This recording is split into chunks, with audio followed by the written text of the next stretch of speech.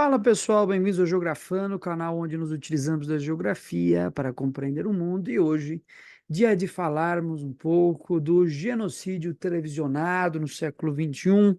A questão Israel-Palestina continua aí nos instigando a pensar quais são os limites da nossa compreensão de humanidade, sobre as questões geopolíticas. E hoje eu quero fazer com vocês uma espécie de balanço geopolítico desde o dia 7 de outubro de 2023, quando se iniciam os ataques.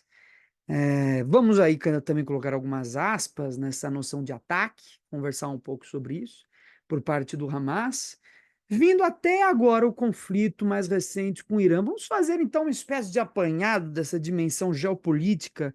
Então, o que vem nos colocando aí como questões fundamentais para pensar esse conflito, fazendo essa recapitulação aí, que é curta, né? Porque é do dia 7 de outubro para cá, mas apesar de curta, muita coisa aconteceu e tem muita coisa relacionada que muitas vezes a gente se deixa perder. Então vamos começar do início, né? Dia 7 de outubro de 2023, a gente tem esse ataque do Hamas, ataque televisionado também, contra Israel, ali na faixa de Gaza.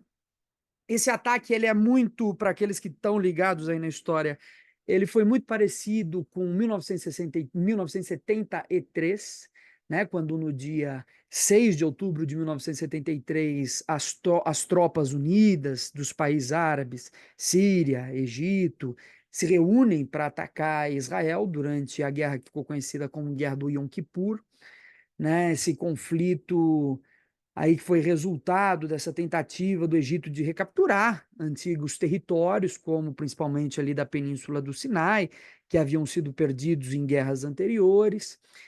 E é um ataque que é feito de maneira surpresa, né? Porque justamente o Yom Kippur é um feriado religioso para os judeus, e é claro que os árabes se aproveitaram da ocasião desse feriado religioso, onde as atividades cessam, para de alguma forma intervir, né, com um ataque surpresa, e tanto que em 1973, de fato, quase o Estado de Israel perde, só não perde por conta da intervenção dos Estados Unidos, como é muito recorrente na história de Israel, né? Mas foi um momento em que Israel chegou próximo de sua derrota. Então, o 7 de outubro de 2023 nos lembra exatamente, né, 50 anos depois do Yom Kippur em 1973. E aí é claro que quando a gente pega a história no meio do caminho, a gente pode abrir espaço para interpretações das mais equivocadas possíveis. Como o jornalismo brasileiro ele não está muito preocupado com contextualizações, como na verdade é uma mídia em grande parte comprada ou subsidiária da mídia internacional ocidental, a gente geralmente só tem uma visão sobre os acontecimentos e uma visão curta, né, que é bem característico desse modelo midiático de reflexões curtas, né? Não chegam nem a ser reflexões, né? Apresentação de problemáticas curtas e bora pro futebol depois, né? Porque o Corinthians aí tá na pior fase nos últimos 20 anos, e tá mesmo, né? Infelizmente tá. Mas enfim, esse modelo midiático é um modelo que propicia essa falta de investigação da realidade, essa dificuldade de compreensão. E por isso vamos tentar contextualizar um pouco. Primeiro, essa noção de ataque, né? Dizer que o Hamas, né, atacou Israel é uma questão muito complicada. Eu recomendo que vocês assistam, porque tem dois vídeos no meu canal. Um que vai falar do conflito desde as origens, no final do século XIX, até 1967, e depois, a segunda parte, fala de 67 até 2023. De modo que o que eu venho fazer agora é dar uma espécie de contexto geral do que vem acontecendo de 2023 para cá, é até uma continuação desses vídeos. Então é interessante que vocês assistam também para se contextualizar um pouco. Mas essa noção de ataque é um pouco problemática.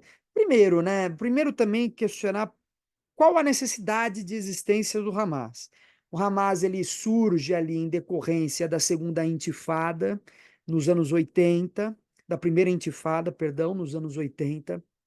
Ele é resultado de uma espécie de descrédito, um pouco de descrédito por parte dos palestinos em relação à própria OLP, Organização para a Libertação da Palestina, que passava -se a enxergar os palestinos que não tinham, que a OLP não assumiu uma conduta rígida, rigorosa, né? Tanto que os acordos de Oslo em 1993 são feitos com a presença do Yasser Arafat, que era líder da OLP, mas o próprio Yasser Arafat ali não tinha realmente a legitimidade completa, né, do povo palestino, para falar em nome do povo palestino, apesar de ser uma grande liderança. Então, por que que o Hamas se fez necessário? Primeiro, porque está num contexto de grande violência na região, uma violência que vem realmente dos conflitos que se desenvolvem com Israel.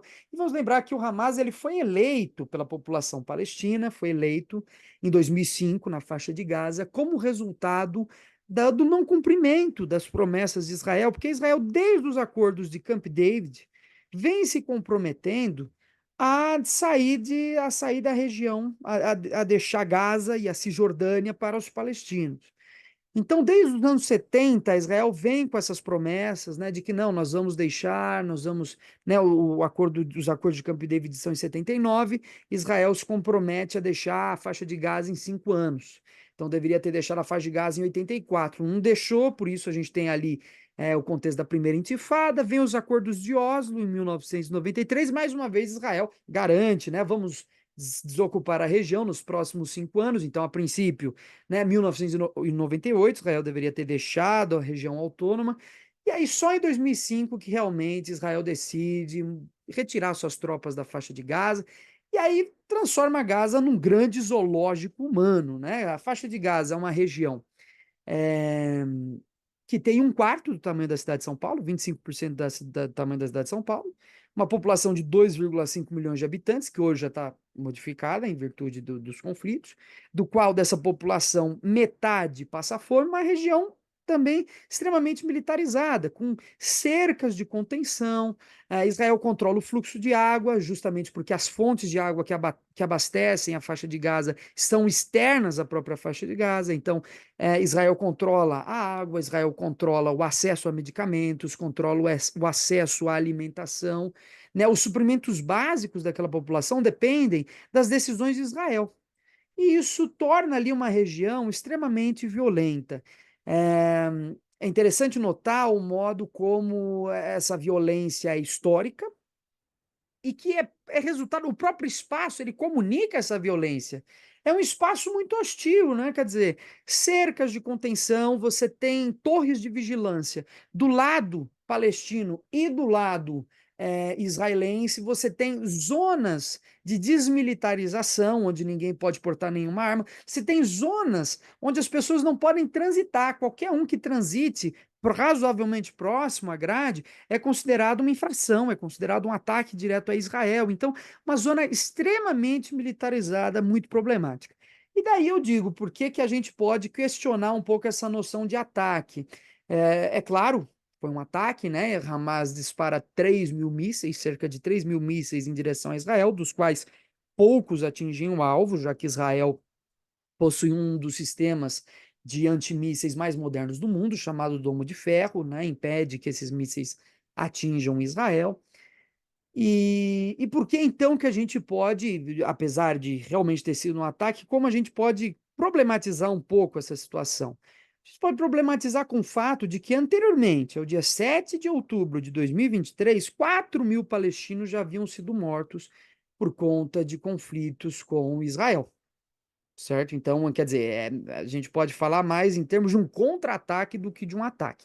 Esse ataque a gente sabe hoje que muito provavelmente foi planejado, que teve ali um serviço de inteligência muito provável que Turquia e o Catar estejam envolvidos nesse processo, né? E que foi um ataque planejado. Claro, 3 mil mísseis disparados, esses mísseis foram direcionados a alvos estratégicos. Digo isso porque muitos relacionaram essa ofensiva em relação ao problema que a gente teve no dia anterior em Al-Aqsa, né? Al-Aqsa é uma mesquita sagrada para os islâmicos e um grupo de, vamos dizer assim, uma milícia sionista, né? Um grupo sionista invade a mesquita de Al-Aqsa, depreda a localização, acaba com o bazar local, né, atinge comerciantes, e a polícia israelense não intervém.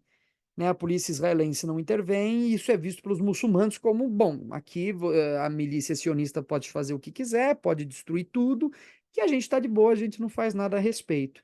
Então, isso teria, a princípio, sido uma justificativa para essa ofensiva do Hamas. Mas fato é que, dado a magnitude da ofensiva, o modo como esses mísseis foram direcionados para pontos estratégicos, é muito difícil de dizer que isso teria surgido simplesmente do acaso, né? Foi uma coisa planejada de última hora. Não, já havia um planejamento, porque ali é uma zona de guerra constante. Recomendo muito que vocês leiam. Saiu uma coluna do professor Vladimir Safatli, não me lembro agora onde, se foi na Folha ou na Boitempo, onde o professor Vladimir Safatli faz uma análise de Israel como um país de guerras eternas. Né? A identidade israelense depende do militarismo, da guerra, mas nós vamos chegar ali com mais calma, né? Então, na verdade, a gente pode entender isso como uma ofensiva que está no contexto de um contra-ataque, de um conflito que é muito mais amplo, né? O problema é a gente querer entender tudo de imediato, e não é assim que funciona a história, né? A geografia, né? O espaço é um acúmulo desigual de tempo, já dizia o Milton Santos, quer dizer, vamos retornar, a gente precisa retornar para entender algumas questões aí envolvidas que eu acho que já expliquei para vocês nos outros vídeos. Agora, o que eu queria fazer com vocês é uma espécie de balanço geopolítico. Primeiro, iniciando pelo número de mortos. E daí eu vou justificar o porquê que eu posso, e que porquê nós podemos dizer que o que ocorre hoje em andamento é um genocídio. O genocídio da população palestina. Em primeiro lugar, os números, né? O fator determinante, na verdade, é esse. Os números. Nós temos, nesse exato momento que eu gravo esse vídeo, dia 23 de abril de 2024, 33 mil palestinos mortos, dos quais cerca de mais da metade da população, mais da metade desse número é da população civil, né? Mais da metade dos mortos são civis, que não estão envolvidos com qualquer tipo de conflito, com qualquer tipo de movimento armado. E do lado de Israel, quantos mortos? Nós tivemos 1.200 mortos no primeiro ataque, no primeiro dia, e com o andamento do conflito, cerca de 400 soldados israelenses. Ou seja, nós temos de um lado 33 mil mortos palestinos e do outro lado 1.600 mortos israelenses. Que eu saiba, numa guerra, morrem pessoas dos dois lados. Se está morrendo muito de um lado, muito mais do que do outro, é porque não é uma guerra, é um extermínio, né? E esse é o primeiro ponto. Um outro ponto muito importante é a gente analisar o balanço de poder. Como a gente pode comparar uma potência nuclear, que é o Estado de Israel, um dos exércitos mais modernos do mundo, que tem todo o apoio militar do Ocidente, da OTAN, né? Não por acaso os Estados Unidos moveu ali 2 porta-aviões para as proximidades. Você tem apoio aéreo dos Estados Unidos, você tem todo um potencial destrutivo dessa magnitude comparado com um povo que, como eu disse, na faixa de Gaza, a metade da população passa fome. Né? Os mísseis que foram disparados pelo Hamas contra Israel são mísseis, né, de uma. Não são mísseis modernos como a gente tem hoje, como os grandes países, grandes potências podem pagar. Né? Foram mísseis, né, de nível tecnológico muito inferior. E aí a gente entra nesse contexto, né? Quer dizer, uma potência nuclear contra um grupo que, apesar de armado, não tem o mesmo potencial destrutivo. Então, é daí que eu tiro a noção de genocídio. A gente tem um genocídio em andamento porque você está exterminando uma população que não tem condição de defesa. Não tem condição de defesa. E é um genocídio, tristemente, televisionado. Quer dizer, tristemente no sentido das imagens que nos machucam, mas também, é, pelo menos por outro lado, a gente vê a dimensão do horror, né? Porque a maioria das mídias ocidentais não estão mostrando o nível de horror, de destruição que tem ocorrido na faixa de Gaza, as crianças com fome, as crianças morrendo de desnutrição, né? E aqui nesse ponto eu já vou adiantar uma discussão que talvez eu deixasse para o final, mas eu já vou adiantar que muitas pessoas tendem a fazer uma espécie de moralismo da guerra. Isso é a coisa mais absurda, mais imbecil que existe. Quer dizer, uh, conflito é um conflito. Se eu quero moralizar um conflito, eu já saí perdendo. As pessoas, é claro, o pessoal da direita assume o lado de Israel, o pessoal da esquerda assume o lado da Palestina. Mas espera lá, vamos analisar com calma essa situação, porque é o seguinte, a gente tem que ter uma frieza na nossa análise, para entender que não existe moralidade possível. Mesmo aquele que quer moralizar a questão palestina, e ela tem um certo nível possível para uma espécie de moralização, mas aquele que quer moralizar a causa palestina acaba se perdendo no fato de que realmente o Hamas também cometeu crimes, né? O Hamas matou população civil de Israel, é óbvio, é uma guerra. Não é? Então, assim, moralizar, eu acho que é um princípio equivocado. Eu não quero que esse vídeo tenha um tom moralizante. A única moralização aqui que eu acredito que seja possível é a moralização por conta do genocídio. E quando eu digo que está ocorrendo um genocídio em Gaza, eu não estou dizendo, o Hamas, ele está perdoado pelas mortes. Não, matou e é uma coisa terrível. Mas existe um contexto que eu preciso considerar. E eu acho que moralismo aqui não serve. Né? Então, assim, a única questão moralizante possível desse conflito é a da dimensão do genocídio. É um genocídio em curso e moralizante no sentido de que, como humanidade, nós devemos, a partir de uma distinção entre bem e mal, entre valores éticos superiores e valores éticos inferiores, dizer: olha, se está ocorrendo um genocídio na faixa de Gaza, eu tenho que me associar ao lado que está sofrendo. E tenho que encontrar maneiras de cessar esse conflito. E não é o que eu vejo hoje. Hoje eu vejo, e isso daí fica muito claro pelos vídeos, os shorts que eu posto. A maioria das pessoas que comentam é assim: não, tem que matar mesmo, porque quem atacou primeiro foi a Palestina, de um desconhecimento histórico absurdo, né?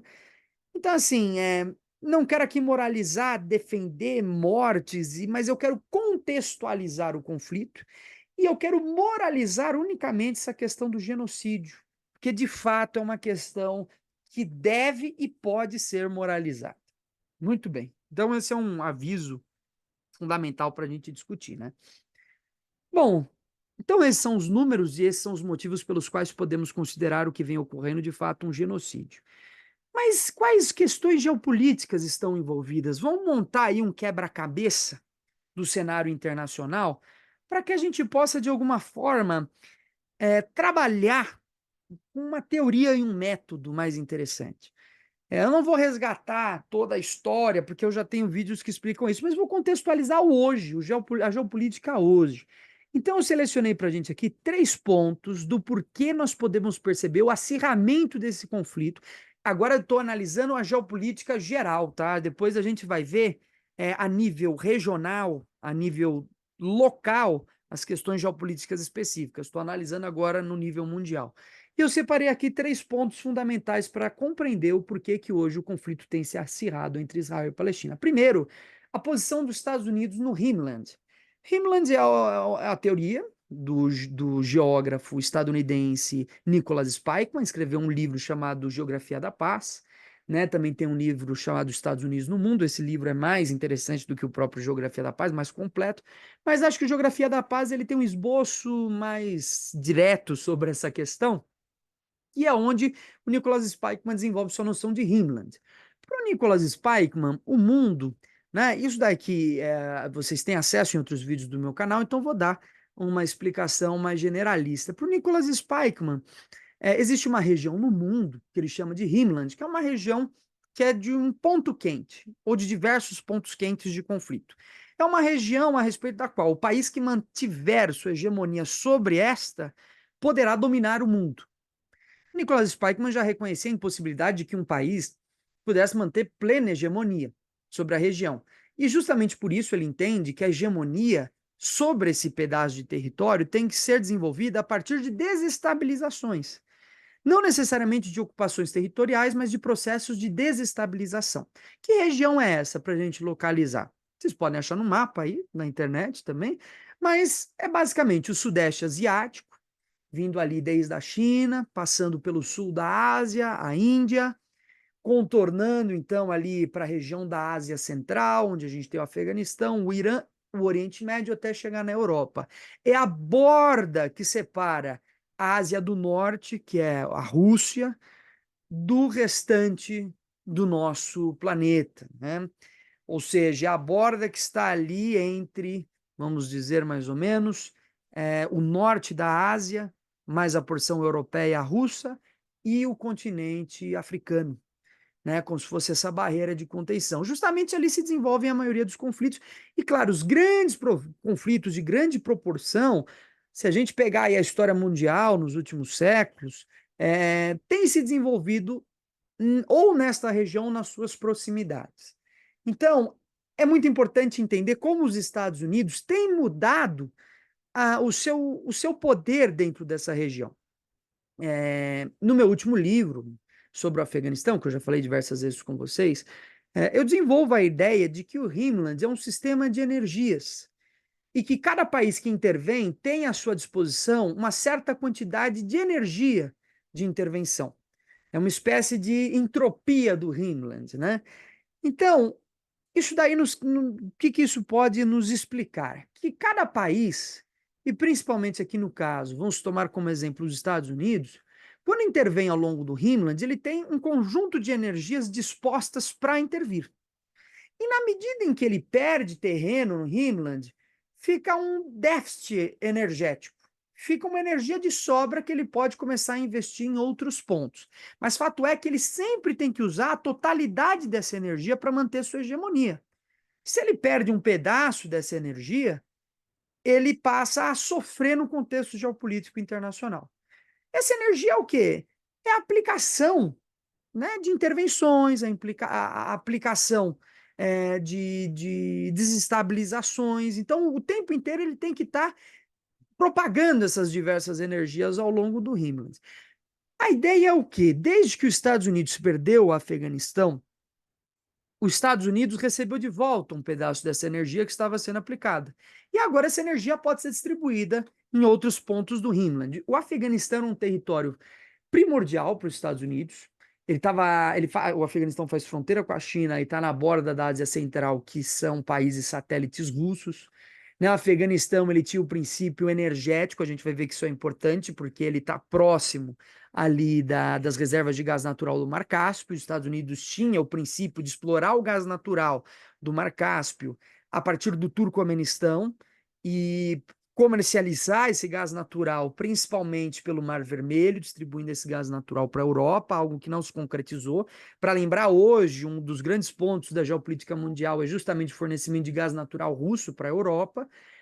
Os russos exportam esse gás natural a partir do norte, do Mar Cáspio, ali pelo Cazaquistão. É interessante que, se vocês não tiverem um mapa na cabeça, peguem um mapa para ir acompanhando, né? Onde a gente está se localizando, porque eu vou falar de tantas localizações que, se eu for colocando na edição todos esses mapas, vai ficar uma confusão generalizada.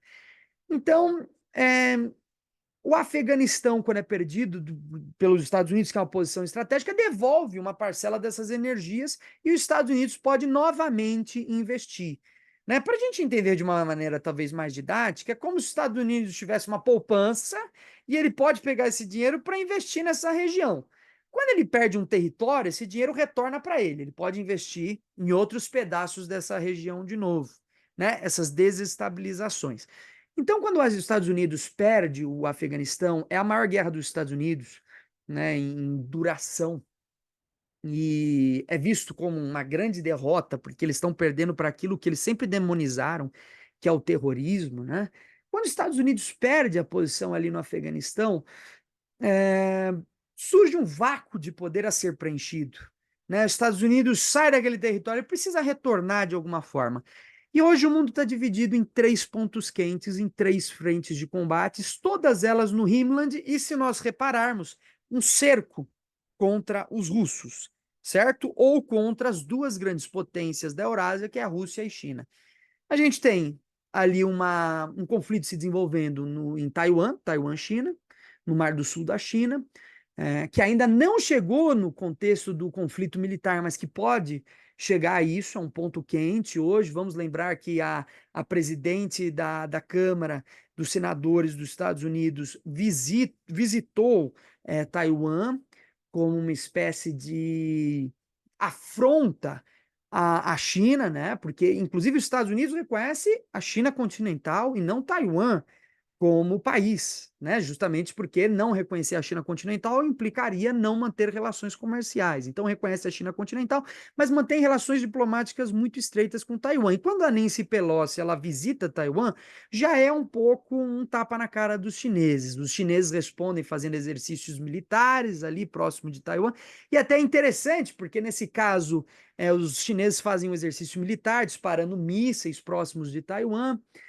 E Taiwan, o governo de Taiwan manda uma mensagem para o governo da China dizendo que, olha, nós localizamos aqui 8 mísseis que foram lançados em direção a Taiwan e isso é considerado uma afronta à nossa soberania. E a China responde, calma lá, espera aí, não foram 8, foram 15 mísseis que a gente lançou. Então, quer dizer, provoca, dobra a aposta, provoca ainda mais os chineses. Então, tem um ponto muito quente ali, Taiwan. Tem um outro ponto muito quente. Esse daqui foi resultado direto, realmente, da derrota dos Estados Unidos no Afeganistão, que foi o fortalecimento da última zona de contenção razoavelmente sólida dos Estados Unidos, que é a Europa. Inclusive, é importante notar que os Estados Unidos desenvolve, a partir da teoria do Himmler, a teoria da contenção, que é baseada em 3 eixos de combate.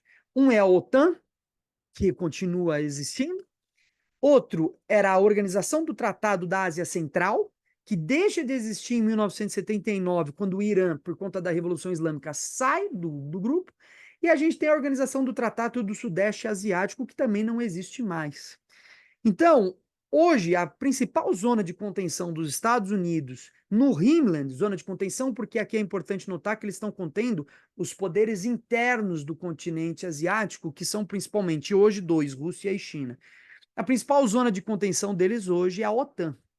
A OTAN ela continua razoavelmente sólida, apesar de que com contradições internas já expressivas, né? Quer dizer, cada vez mais os europeus sentem um certo anacronismo, Colômbia entrando para a OTAN, que é anacronismo maior do que isso, né?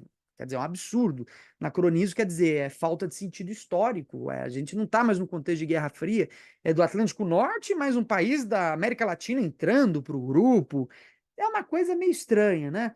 Então já tem aí, né? Quer dizer, a Alemanha já na liderança, junto com França, na criação de um exército tipicamente europeu. Agora o Trump também dizendo que se os países membros da OTAN não pagarem o que devem para o bloco, para os Estados Unidos, pelo Trump que a Rússia invada e morra todo mundo, né? Então, assim, já existem sérias contradições, né?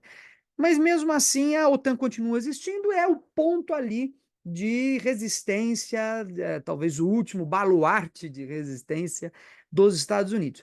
Ali se desenvolve a guerra da Ucrânia, né, com um aumento de tensão resultado dessa disposição de novas energias na frente europeia. Né? Essas energias foram tiradas do Afeganistão, são direcionadas para a frente europeia.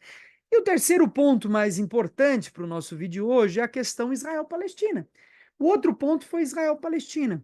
Então, se a gente vê, a gente tem um ponto de conflito ali na região europeia, onde a gente tem a OTAN, um novo ponto de conflito, onde antes existia a Organização do Tratado da Ásia Central, que é Israel-Palestina, e a gente tem um outro foco que é onde existiria a OTASE. Ou seja, tudo isso, esse novo foco, Taiwan, tudo isso é uma tentativa de reconstrução dessas zonas de contenção, visto que os Estados Unidos se sente cada vez mais ameaçado pelo crescimento do poder da Eurásia, né, da China e da Rússia combinados.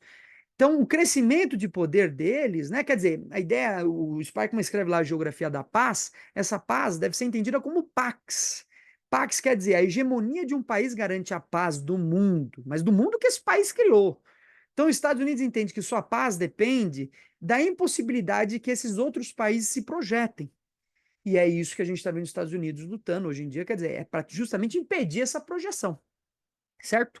Então, posição no Rimland, perda do Afeganistão, né, é importante. Agora, vocês poderiam me questionar, bom, por que justamente Israel e Palestina? Poderia ser qualquer outro país ali da região? Por que que eles não desestabilizam o Irã ou a Arábia Saudita? Eles já desestabilizam, certo? Mas por que que não desestabilizam como foi essa desestabilização ali em Israel? Primeiro, porque o fluxo da história ninguém controla, e ali os conflitos se acirraram, isso daí é o básico, mas segundo, porque realmente Estados Unidos começa a perder um pouco a legitimidade no Oriente Médio. Israel é uma base americana ocupada, é isso que é o Estado de Israel, é uma base americana, é a presença do Ocidente no Oriente Médio.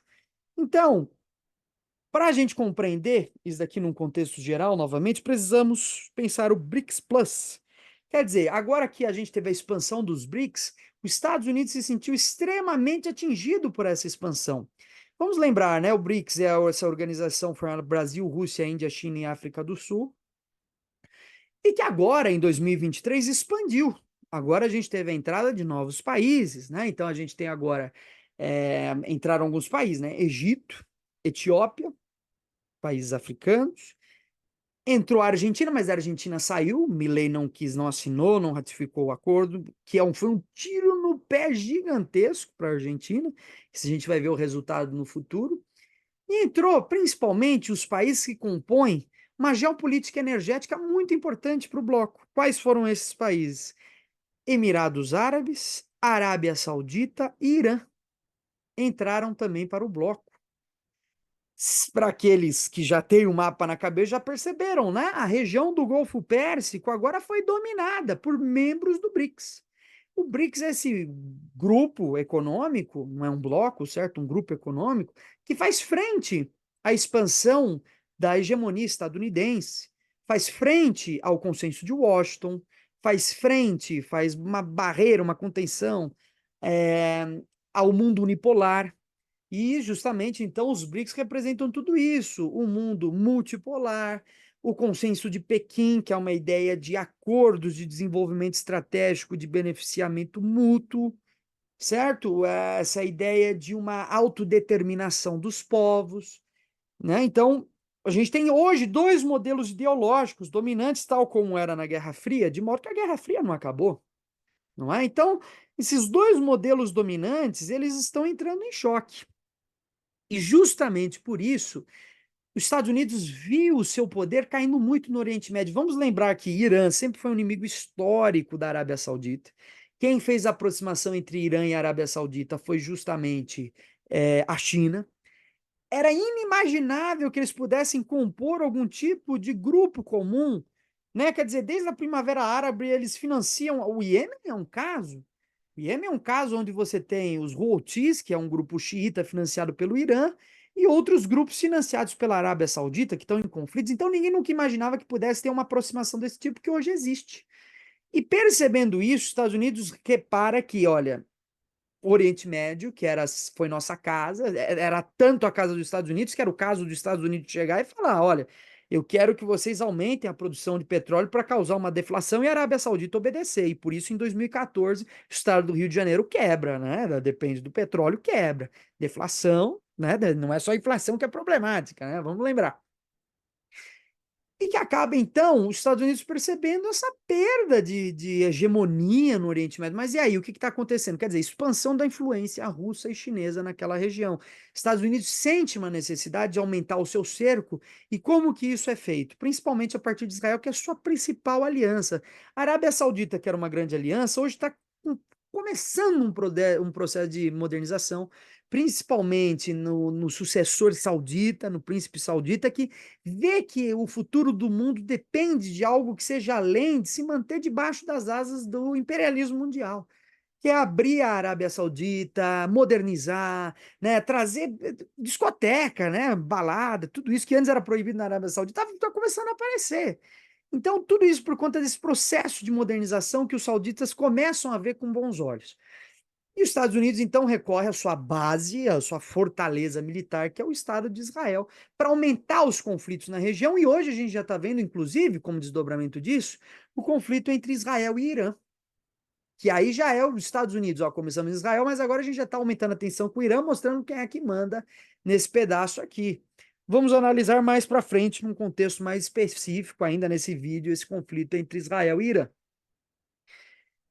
E qual um outro motivo muito importante, né, dessa geopolítica mundial, mas mais especificamente vendo os Estados Unidos, é a questão de que a derrota dos Estados Unidos, primeiro no Afeganistão, já representou uma perda para o terror, quer dizer, perdemos para o terror, o terrorismo ganhou o conflito, então perdemos para o terror, já é o primeiro ponto, E aí, perdendo para o terror, os Estados Unidos têm que criar um novo inimigo. Eu recomendo muito, acho que eu já falei esse livro várias vezes aqui, né? Professora de História da USP, professora Mary Ann Junqueira, e para não falar só de um historiador, um geógrafo também, Antônio Carlos Robert Moraes, Ideologias Geográficas. E o livro da Mary Ann Junqueira, História dos Estados Unidos, né? História da nação estadunidense. Tem um livro sobre a história dos Estados Unidos, em que ela mostra como os Estados Unidos é um país que depende de uma guerra contínua na formação da sua identidade. Isso é muito típico, por isso eu cito o Tonico, né, Antônio Carlos Robert de Moraes, de formações coloniais, né? Quer dizer, são povos, né? São, na verdade, é uma mistura de povos em estados completamente heterogêneos, que estão ali numa situação de conflito, e que justamente tem dificuldade de encontrar um elemento comum numa ideia de nação. Então são países que passam por muitos conflitos internos. Qual que é a solução? Encontrar um inimigo comum. É o caso também de Israel. Israel também, e a gente vai ver como o conflito com o Irã ajuda a atenuar os problemas internos de Israel. Então procura-se um inimigo comum. E o caso dos Estados Unidos, historicamente foram vários, né? Se a gente voltar desde a colonização, foram os ingleses, os nativo-americanos, os mexicanos, os espanhóis, depois, mais modernamente, os comunistas na Guerra Fria, e mais recentemente, com o final da Guerra Fria, os terroristas, o muçulmano que suicida, que está em cada esquina, nessa paranoia, né, dos estadunidenses em achar que em cada esquina tem uma bomba, né? Então, primeiro, né, com o fim da Guerra Fria, eles reconstroem um inimigo que agora é o muçulmano xiita, ou sunita, né, o extremista muçulmano. Isso justifica toda a série de intervenções no Oriente Médio. Tem até, inclusive, um documento exemplar de como isso é construído, que é o Project for the New American Century, um documento que eu analiso muito no meu último livro, e que diz respeito a como os Estados Unidos já tinham planejado essa invasão com um grupo de neocons, né, neoconservadores, já havia sido planejada essa invasão do Oriente Médio, mas a despeito disso, criação de um inimigo comum, então é fundamental. A figura do terrorista é essa figura, e também a figura do russo mais recentemente. Então, quando os Estados Unidos perde a guerra no Afeganistão, é preciso encontrar um novo inimigo para que toda a população, primeiro, para fortalecer a figura dos democratas, né? Afinal, foi o Joe Biden que deixou o Afeganistão, né, naquela ruína, foi durante o governo Biden que eles perdem essa guerra. Então, a figura dos democratas começa a cair muito, e é claro que toda a população começa a questionar. Bom, o terrorismo venceu, o Estado afegão volta a ser um Estado islâmico, o Talibã ganhou o conflito, e tá certo, a gente perdeu a guerra, esse inimigo prosperou. Então, os democratas buscam reconstruir, até com melhoria da própria imagem, um novo inimigo, que agora são os russos, e a guerra da Ucrânia se encaixou direitinho nisso daí. Então, os estadunidenses, eles precisam de novos focos de conflito. E agora que eles estão perdendo, já está certo, né, de que a Ucrânia perdeu a guerra contra os russos, isso é certo, uma certeza. Como isso já está certo, os estadunidenses agora precisam encontrar um novo inimigo. Que inimigo que será esse? De novo, né, os muçulmanos que estão ali na faixa de Gaza, o Hamas, que é um grupo terrorista. Em algum momento a gente analisa melhor essa questão do terrorismo, mas já tem um vídeo também específico para falar de terrorismo no canal. É, e é isso, agora a gente tem um novo inimigo. Vocês liguem a TV hoje, vamos comparar a quantidade de notícias que vocês vão receber sobre a questão Israel-Palestina e a questão da Ucrânia. Se vocês virem alguma notícia da Ucrânia, vai ser uma notícia de como os ucranianos estão perdendo a guerra, de como o Zelensky está implorando ajuda financeira para os Estados Unidos. Se vocês virem alguma notícia sobre Oriente Médio, vocês vão ver como os palestinos continuam sendo exterminados e como os palestinos, sendo esses representantes do terrorismo, estão sendo derrotados. E aí é maravilhoso para os Estados Unidos, ó, a gente está ganhando do terrorismo, nós estamos fazendo de tudo para derrotar esses terroristas. Então, também se encaixa um pouco nesse contexto geopolítico, mais especificamente estadunidense, de reconstrução de um novo inimigo. Primeiro, né, tentaram disfarçar a derrota na guerra do Afeganistão, depois tentaram disfarçar a derrota na Ucrânia, e agora estão ali pensando a guerra, e agora também fazendo figuras de bom moço, né? Quer dizer, nos Estados Unidos criticando a invasão de Israel, mas já desdobramos isso também. Vamos agora a questões mais restritas, né? Questões mais localizadas. Então, saindo do contexto geopolítico mundial, indo para questões mais localizadas. Quais são os interesses verdadeiros de Israel por trás da invasão da faixa de Gaza? Primeiro, no norte de Gaza foi descoberto uma grande reserva de gás natural, ao gás natural, que eu já falei agora há pouco, né? Os Estados Unidos sempre teve intenção de explorar o gás natural a partir do Afeganistão, em conversas com o Turcomenistão, trazendo o gás natural do Mar Cáspio, levando ele para o Oceano Índico e distribuindo pela Europa, pelo Canal de Suez, ali o Mar Vermelho.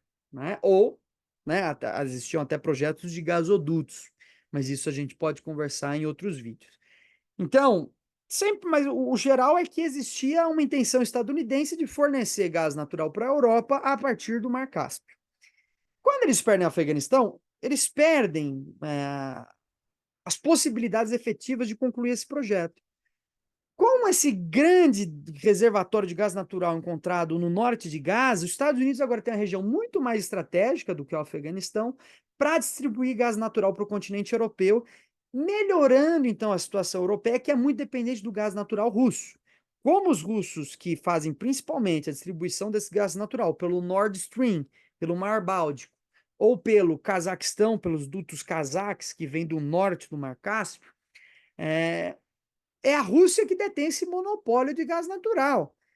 Como os russos estão ali fechando a torneira do gás natural, começando a cobrar esse gás natural a ser vendido, e vão lembrar, gás natural é um elemento muito estratégico para o continente europeu, né, um gás assim fundamental para o cotidiano, inclusive para o próprio aquecimento das casas, é um continente que faz muito frio, né, e também para a produção industrial e por aí vai, né. Então, como os russos estão começando a limitar esse acesso do gás natural, por exemplo, cobrando que agora os países europeus tenham reserva em rublo.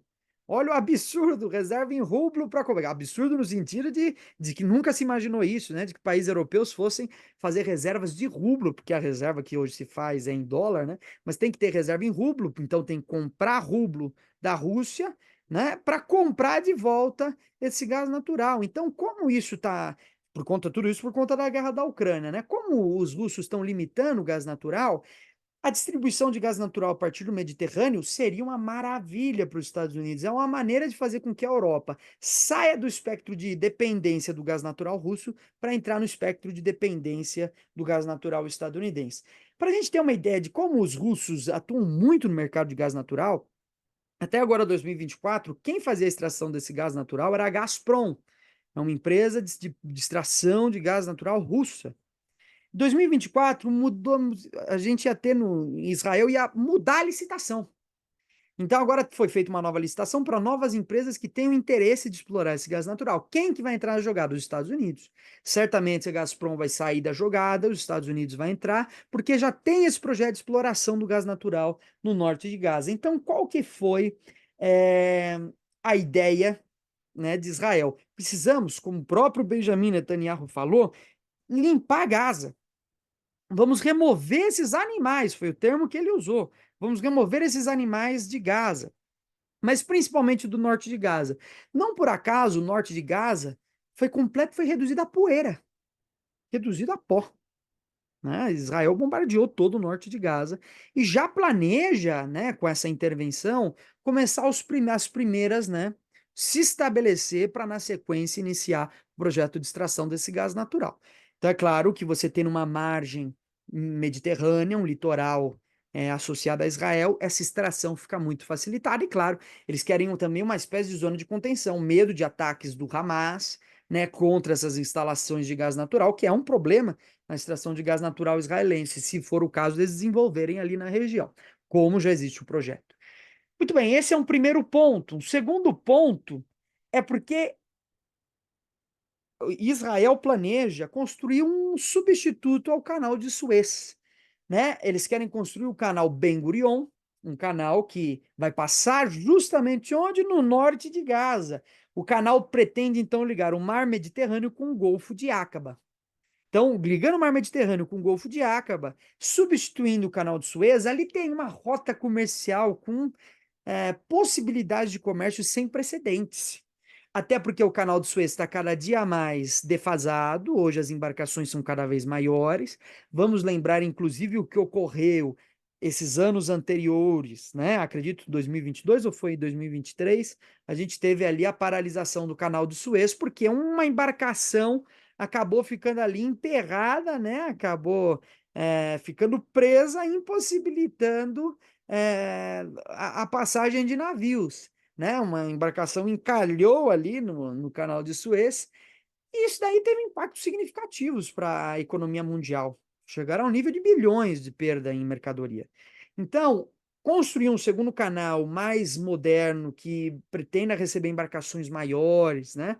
É uma ideia aí de uma geopolítica muito interessante para os israelenses, né? Vai certamente mobilizar um capitalismo em Israel muito superior ao capitalismo que tem lá se desenvolvido hoje. Então, dois motivos dessa invasão de ordem, porque é claro, né? Quando a gente vai discutir questão Israel-Palestina, o que sempre vai aparecer na televisão? A questão religiosa, a questão do fundamentalismo religioso, geralmente culpando o Hamas, né, por conta disso. Lembrar que o Hamas, comparado a outros grupos religiosos, não é um grupo dos mais extremistas, né? É um grupo que, em alguns sentidos, é até mesmo, vamos dizer assim, dá uma certa liberdade, né? Quer dizer, comparado a outros grupos que existem no mundo. Não quer dizer que a religião seja um elemento ali determinante. Mas certamente, então, a gente vê na televisão sempre quais são as motivações religiosas, né? Motivações de ordem religiosa, de ordem cultural. E, na verdade, existe a principal contradição é geopolítica e geoeconômica. Essa é a principal contradição. Então, do ponto de vista interno, né, é exatamente isso que se desenvolve. Bom, é, vamos agora entrar na questão da ONU, né? Da ONU. Então foi votado por unanimidade no Conselho de Segurança, né? Foi uma votação proposta por Malta. Vamos lembrar que o Brasil também propôs o fim da intervenção de Israel na Palestina, na faixa de Gaza, e não foi aprovado. Foi só quando Malta propôs essa resolução que isso foi aprovado. E por unanimidade, porque o Conselho de Segurança você tem que ter unanimidade. Vamos lembrar que o Conselho de Segurança hoje é uma brincadeira, né? Brincadeira no sentido de ser uma coisa absurda. São 5 países, herdeiros do final da Segunda Guerra Mundial, que mandam ali nos destinos, e é claro, com grande predominância do Ocidente, são 5 países. Estados Unidos, Reino Unido, França, China e Rússia. Né? Desses 5, 3 são ocidentais, 2 com as tendências ali mais orientais, mais voltadas para o BRICS. É claro que hoje o Conselho de Segurança é um anacronismo total. Eles tentam reverter esse anacronismo com a inclusão do sistema de rotativos, então incluem países rotativos, inclusive por isso que o Brasil faz parte do Conselho de Segurança, Malta, Albânia, né, fazem parte do Conselho de Segurança. Mas vamos lembrar lá o que o Halford Mackinder, geógrafo inglês, pai da geopolítica, dizia ali nas conferências de Paris, mais conhecidas como conferências de Versalhes, no final da Primeira Guerra Mundial, já no contexto da Liga das Nações. Olha, nós devemos incluir todos os países. Tudo bem, alguns países são mais poderosos que outros, então a gente precisaria de uma gradação, né? Precisaria ser algo gradativo, países mais poderosos, com mais representatividade, mas todos os países, independente do seu nível de poder, deveriam ter algum tipo de representação no Conselho de Segurança. É preciso estabelecer essa gradação para que todos os países no mundo possam participar dessas votações e não reduzir o Conselho de Segurança a 5 países que são herdeiros da Segunda Guerra Mundial, que acabou em 1945. Tá certo que inclui aí os 3 mais poderosos do mundo, que é Estados Unidos, Rússia e China, mas deixa de fora outros muito poderosos, Índia, por exemplo, Brasil, que também tem uma representatividade importante regional no cenário internacional. E esses países vão ficando de fora, né? E acabam não tendo, e acaba que o Conselho de Segurança se resume à decisão de poucos países hegemônicos. Tá uma palhaçada, uma brincadeira, né? Mas, muito bem, apesar disso, foi votado no Conselho de Segurança pelo fim do cessar-fogo. E será que vamos, então, olha, lá em 1990, 91, a Guerra do Golfo, né? Quer dizer, O Iraque, ele invade o Kuwait, é votado no Conselho de Segurança que a invasão teria que acabar, eles dão um prazo para o Kuwait, no final desse prazo, os Estados Unidos, junto com Arábia Saudita, França, Reino Unido e outros países, uma coligação que, na verdade, teve a presença de 30 países, invadem o Kuwait para expulsar o Iraque. Será que a gente vai ver isso se repetir hoje? Não vamos ver de jeito nenhum, porque tudo isso daí é um grande teatro. Quer dizer, os Estados Unidos, na frente das câmeras, o Joe Biden está lá dizendo que o que acontece em Israel é terrível, que a faixa de Gaza está sofrendo, eles mandam, né, recursos, medicamento, alimento para a região, e por trás das câmeras continuam financiando o Estado de Israel, continuam dando apoio aéreo, continuam fazendo tudo aquilo. É porque o objetivo é destruir, é limpar, com o termo que eles usam, Gaza, desses animais palestinos. Então, é tudo uma questão de mídia nesse caso. Quer dizer, vota-se pelo fim. E por que que o Conselho de Segurança não vai fazer nada? Porque os Estados Unidos não vai fazer nada. Os Estados Unidos, a ONU, assim como o Conselho de Segurança, está na mão dos Estados Unidos. Apesar de que hoje a gente já vê, né, essas contradições aumentando e a Rússia e a China se movimentando em sentido contrário. Mas o Conselho de Segurança é predominantemente ocidental, né? 3 países dos 5 são pró-Ocidente e a gente acaba tendo isso. Então, naturalmente, acredito que essa votação no Conselho de Segurança vai se resumir a uma declaração de que tudo que está acontecendo lá é horrível e, no máximo, umas sanções econômicas contra Israel. É isso que vai acontecer. Agora, mobilização de um exército para impedir essa invasão, pode esquecer, não vamos ver algo como foi a Guerra do Golfo, né? Muito bem, agora vamos entrar no conflito mais recente, Irã e Israel. É importante notar que a guerra do Irã, ela busca desviar o foco. E vamos tentar entender um pouco melhor isso. Então, primeiro, analisando o contexto, né? O Irã e Israel nunca entraram em conflito direto. E aí entra a questão, né? Que apareceu muito na mídia. Eu vi, inclusive, o Guga, né? Guga, não sei o sobrenome dele, o tal de Guga, né? Que participa muito das avaliações geopolíticas e fez no Jornal da Globo uma avaliação dizendo o seguinte: que Israel atacou, que o Irã atacou primeiro Israel, né? Que o Irã foi o primeiro a iniciar essas ofensivas e que, portanto, Israel agora teria o direito moral dessa contraofensiva. Ora, era justamente isso que Israel queria fazer parecer, certo? Que Israel atacou primeiro o Irã na embaixada do Irã na Síria. Aí muitos vão dizer, mas a embaixada do Irã não é um ataque ao Irã. Claro que é. As embaixadas são extraterritorialidades. Quando você entra dentro de uma embaixada, aquilo é o território de um outro país. Não por acaso, quando tem uma guerra civil, muitos acabam entrando dentro das embaixadas, porque os grupos não podem invadir a embaixada sob pretexto de declarar guerra contra aquele país. Agora mesmo, Bolsonaro ficou escondido lá, coitado, né? Coitado. Na embaixada da Hungria, com medo, né? O Lula ele se entregou, né? Não tem medo nenhum. Bolsonaro, pelo jeito, tá morrendo de medo aí de ser preso, né?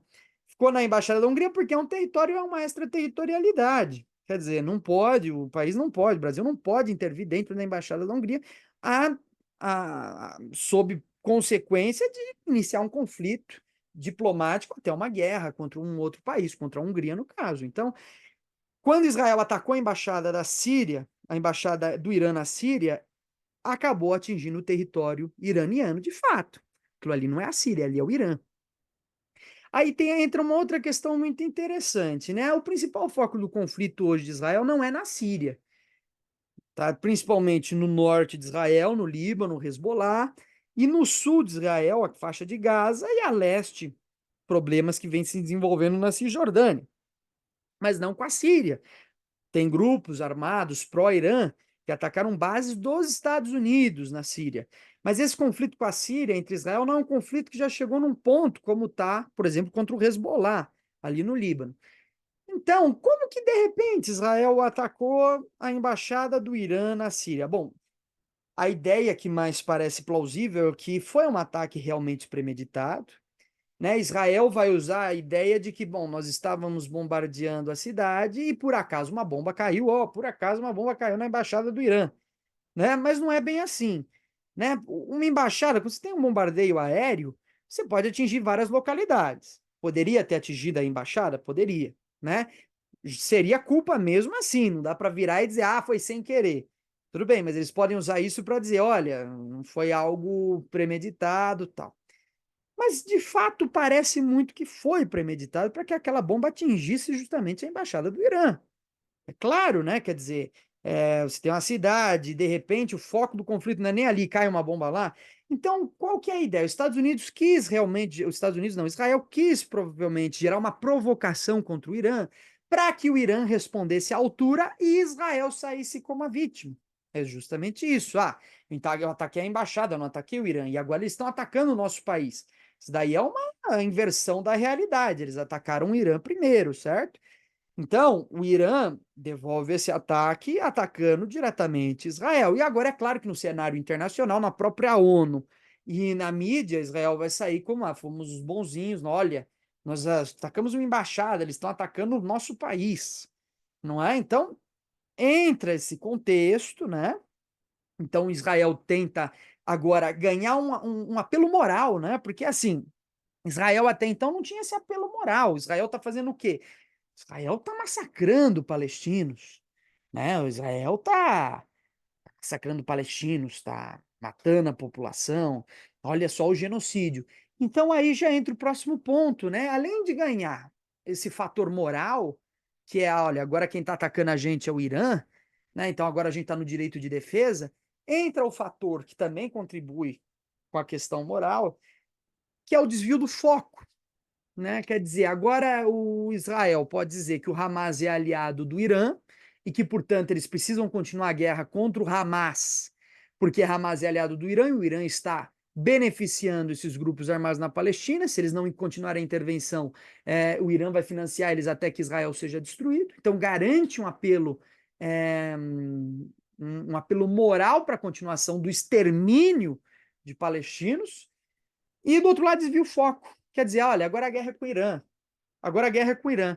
Vamos deixar de lado essa questão palestina. Essa questão palestina aí já foi, já estamos começando a apaziguar. Agora o grande inimigo é o Irã. Então, para Israel foi maravilhoso que o Irã começasse esse ataque, né, ou respondesse ao seu ataque, porque isso desvia o foco. Desviando o foco, tudo fica muito mais garantido, né? Bom, então isso acaba protegendo Israel, claro, né? E o que a gente viu até agora foi um conflito que, na verdade, foi mais um teste das defesas de um e do outro, né? Primeiro, o Irã lança drones contra Israel, nenhum atinge o território israelense, são drones mais simples, né? É um ataque que é feito mais como, olha, a gente não vai ficar calado, essa é a nossa resposta. E depois Israel mandou drones também para o Irã.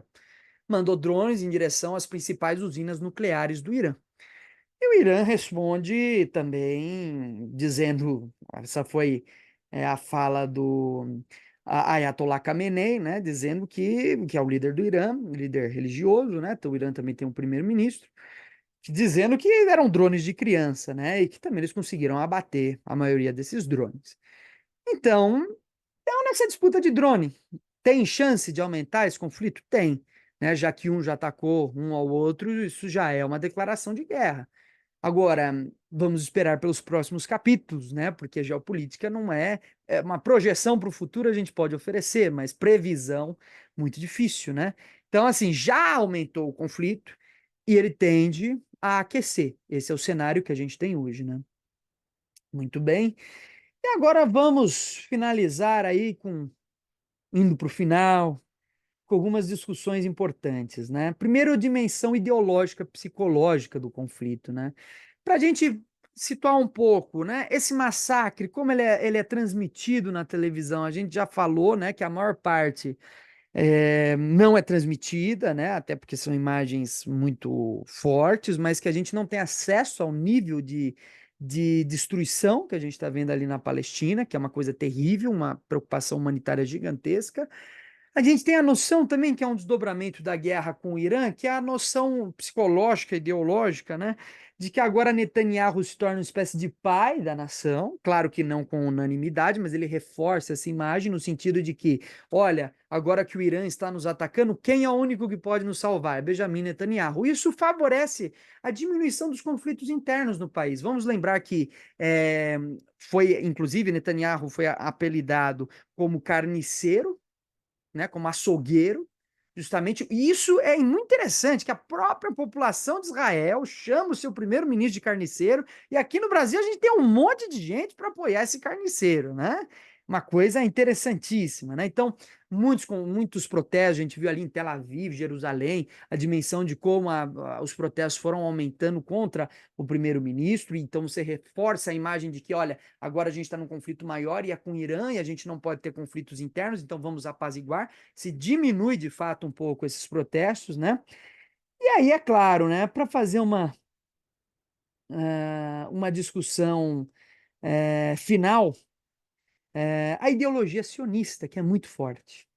Quer dizer, reforçar o imaginário, né, falar contra ações de um grupo judeu, é o mesmo que falar contra os judeus, é ser antissemita.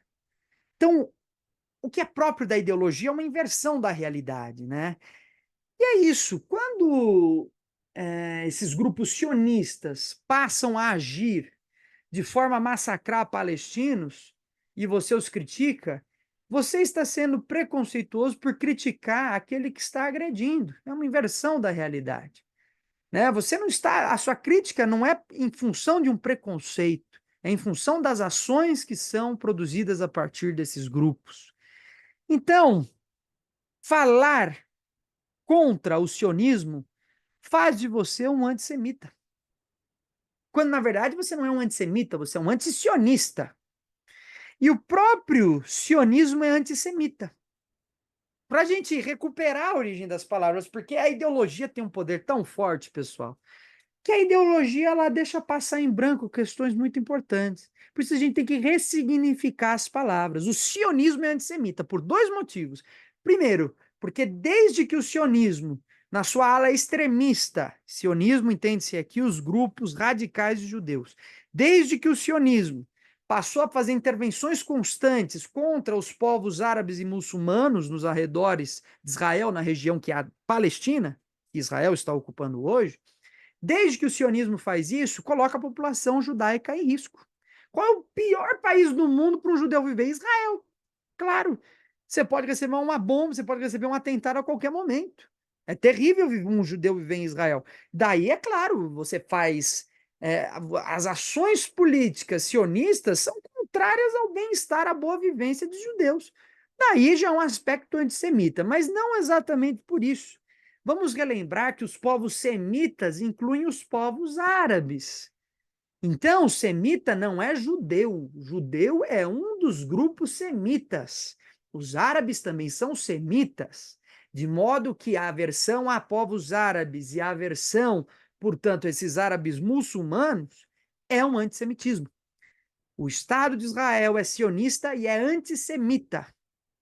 É assim que nós temos que chamar o Estado de Israel hoje. Coloca a sua própria população judaica em risco e atinge povos semitas, atinge os povos árabes também. Então, não podemos resumir o antissemitismo somente à dimensão do judaísmo, que é uma dimensão importante para a Segunda Guerra Mundial, mas que para o mundo hoje, para a nossa contemporaneidade, essa palavra tem que ser ressignificada.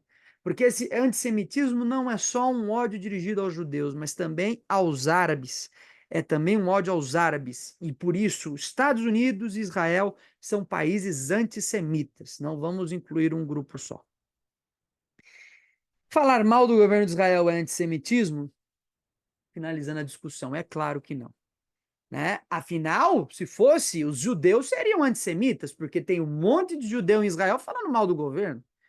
Então, falar mal do governo de Israel não é antissemitismo, não há nada. É claro que eu posso falar mal do governo de Israel com base num preceito antissemita, o que eu não fiz aqui em nenhum momento. O que eu estou deixando aqui claro é que o erro do governo de Israel é conduzir um genocídio na faixa de Gaza. E é contra isso que a gente tem que se atentar, e não há nada de antissemita nisso. Bom, pessoal, é isso. É um panorama muito geral sobre o que vem se desenvolvendo. Espero que vocês tirem aí boas contribuições dessa nossa discussão. E vejo vocês numa próxima. Deixem suas críticas, comentários, seu ódio, seu carinho, o que vocês tiverem, deixem aí nos comentários e nos vemos numa próxima.